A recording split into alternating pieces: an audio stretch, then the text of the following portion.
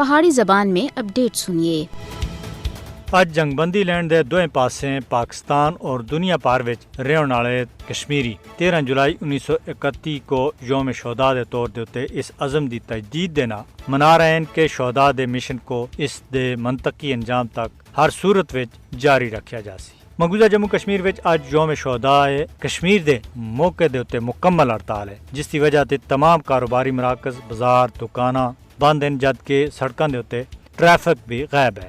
اج دی ہڑتال ہفتہ شہداء دا آخری پروگرام ہے، جس دی کال کل جماعتی یورت کانفرنس سن دیتی سی اور تمام آزادی پسند تنظیماں سن اس دی مکمل حمایت کیتی ہے تاکہ 13 جولائی 1931 کو ڈوگرا حکمران دے فوجیاں دے ہاتھوں شہید ہونے والے 22 کشمیریوں کو خراج عقیدت پیش کیتا جلے۔ لوگ اج سری نگر دے علاقے نقشبند صاحب وچ مزار شہداء دے اتے جمع ہوئے اور 22 شہداء جدھر دفن ہے جمع ہو کے فاتحہ خوانی بھی کیتی۔ یہ 22 شہید ان ہزاراں لوکاں وچ شامل ہیں جنہاں سن 13 جولائی 1931 کو عبدالقدیر نامی شخص دے خلاف عدالتی کاروائی دیکھنے دے واسطے سینٹر جیل سری نگر دے بیڑے جمع ہوئے آسے، جنہاں سن لوکاں کو ڈوگرا راج دے خلاف اٹھ کھڑے ہونے دے واسطے آخیا آسا۔ نماز پیشی دے وقت ایک نوجوان سن آزان شروع کیتی اور ڈوگرا فوجیاں سن اس دے اتے گولی مار کے اس کو شہید کر کے دا۔ اس دی جگہ دوسرا نوجوان سامنے آیا اور اس کو بھی فوجیاں سن شہید کیتا۔ اس طرح آزان مکمل کرنے تک 22 نوجوان شہید کر دیتے آسے۔